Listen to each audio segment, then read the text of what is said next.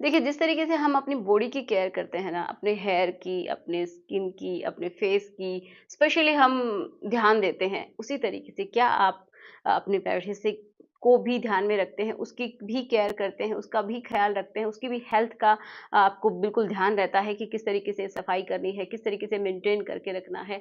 तो क्या आप ऐसा करते हैं? अगर नहीं करते हैं तो स्पेशली आज मैं मेल्स की बात करूँगी, अगर आपको नहीं पता है कि किस तरीके से आप अपना जो हिस्सा है, जो लिंग है, उसको केयर करें। तो आपके लिए ये वीडियो कंप्लीट देखना है कि इसमें मैं बताऊँगी कि किस तरीके से साफ़ करना है, किस तरीके से मसाज करनी है, किस तरीके से आपको प्रॉपर केयर रखनी है। अगर नहीं रखते हैं तो क्या हो सकता है, उसके बारे में बात करेंगे जो कि बहुत ज़्यादा डेंजरस हो सकता है आपके लिए। तो चलिए शुरुआत करते हैं आज के इस वीडियो की। सो मेरा नाम है एकता और आप तो चलिए शुरुआत करते हैं। देखिए, आपको केयर करने की ज़रूरत क्यों है? क्योंकि देखिए, वो जो हिस्सा है वो हेल्दी रहे, ठीक है? वहाँ से स्मेल ना आए, ठीक है? और क्या ना हो कि आपका जो जिस के लिए आपको इस्तेमाल करना है उसको आप उस जगह प्रॉपर तरीके से इस्तेमाल कर सकें। तो किस लिए आपको इस्तेमाल करना होता है?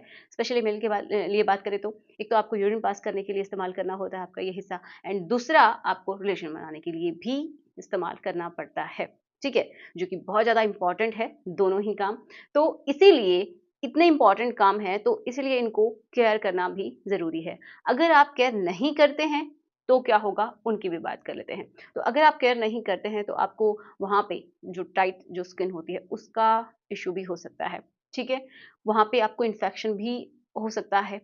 उसकी वजह से बेलेनाइटिस हो सकता है, बार-बार इन्फेक्शन हो सकते हैं, यूरिन में इन्फेक्शन हो सकता है, आपकी किडनीज़ में भी इन्फेक्शन जा सकता है। तो सोचिए कि कितना भयानक हो सकता है और अगर आपको टाइट स्किन का भी प्रॉब्लम हुआ है वहाँ पे आप प्रॉपर तरीके से क्लीन नहीं कर पाएँगे आगे चल के, तो ये समझिए जो चमड़ी होती है वो चिपक जाती है पूरी तरीके से, स्कार्स बन जाते हैं जिसकी वजह से आपको सर्जरी करवानी पड़ सकती है, जिसकी वजह से आपका तनाव जा सकता है। क्योंकि जब भी आप रिलेशन बनाते हैं तो हो सकता है कि आप प्रॉपर तरीके से ना कर पाएँ, आपको दर्द हो, आपका धीरे-धीरे मन ही ना हो, अगर ऐसा है तो आपके ब्रेन में भी यही सिग्नल जाता है कि अगर आप ऐसा करते हैं तो आपको पेन होगा, तो आपका जो तनाव है, हार्डनेस है वो चली जाएगी।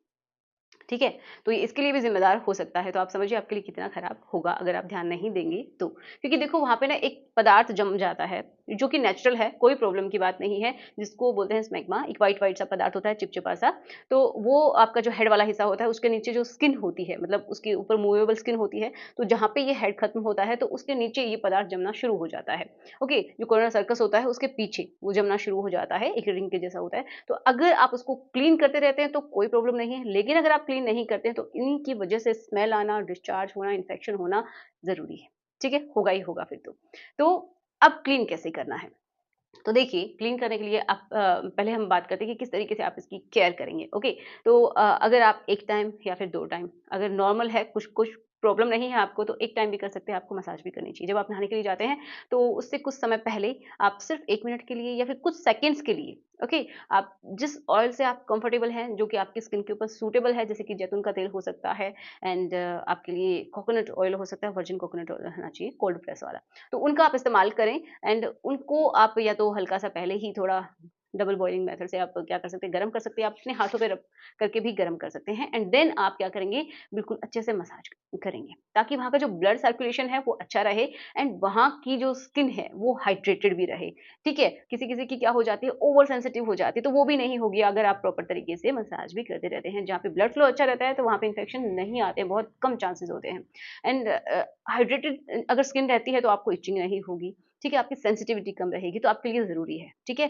तो आप वहाँ पे मसाज करें एंड देन आप क्या कर सकते हैं, पहले क्लीन करना है, देन मसाज करनी है, फिर अगेन आप शावर ले सकते हैं, नहा सकते हैं अच्छे से उस हिस्से को क्लीन करके। तो क्लीन कैसे करना है, इसके बारे में बात करते हैं। या आपकी जो स्किन होती है तो उसको आप प्रॉपर तरीके से जो मूवेबल स्किन होती है हेड के ऊपर भी, तो उसको आप प्रॉपर तरीके से पीछे करेंगे, बिल्कुल पीछे लेके जाएँगे, जितना आपसे होती है उतना एंड उसमें फ़ोर्स नहीं लगाना है।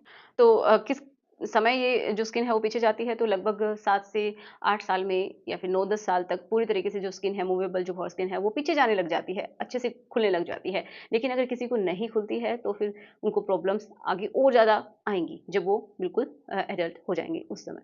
तो इसलिए क्या करना है आपको, जितना खुल रही है उतना खोलिए, बहुत फ़ोर्सफुली नहीं करना है, अदरवाइज़ कोई और प्रॉब्लम हो जाएगी। लेकिन हाँ, जैसे आप मसाज करते हैं कंटीन्यूअसली एंड उसको क्लीन करते हैं तो क्या होगा, वो अच्छे से क्लीन भी रहेगा एंड वहाँ पे इन्फेक्शन भी नहीं आएँगे। तो क्लीन करने का यही है कि आप पूरी तरीके से पीछे करिए, वहाँ पे हल्का-सा कोई फ़ोम बना लीजिए या तो क्या बोलते हैं साबुन का, ठीक है? जो कि आप नेचुरल यूज़ करते हैं, ऐसा हार्श वाली नहीं होनी चाहिए कि आप डायरेक्टली वहाँ पे लगा रहे हैं, ऐसा नहीं होना चाहिए। कोई वॉश भी आप इस्तेमाल कर सकते हैं या फिर जो रनिंग वाटर होता है, उसकी हेल्प से भी आप उसको क्लीन कर सकते हैं, ओके? जब आप नहाते हैं तब।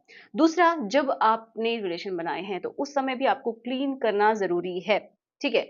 और अगर आपने कोई ल्यूब का इस्तेमाल किया है, किसी तरीके की जेली लगाई है, कोई स्प्रे लगाई है, तो आपको बिल्कुल याद रखना है कि आप कोई भी वॉश उसको अ, उम, वॉश से ही क्लीन करेंगे। ऐसे नॉर्मल पानी से वो क्लीन नहीं होगा। तो अच्छे से रनिंग वाटर से आप क्लीन कीजिए एंड कोई भी वॉश का इस्तेमाल करें। अगर आपने कोई भी लुब्रिकेशन वगैरह कुछ इस्तेमाल नहीं किया है, नॉर्मली किया है, तो फिर आप क्या कर सकते हैं, नॉर्मल रनिंग वाटर से भी पूरी तरीके से क्लीन करेंगे। ओके।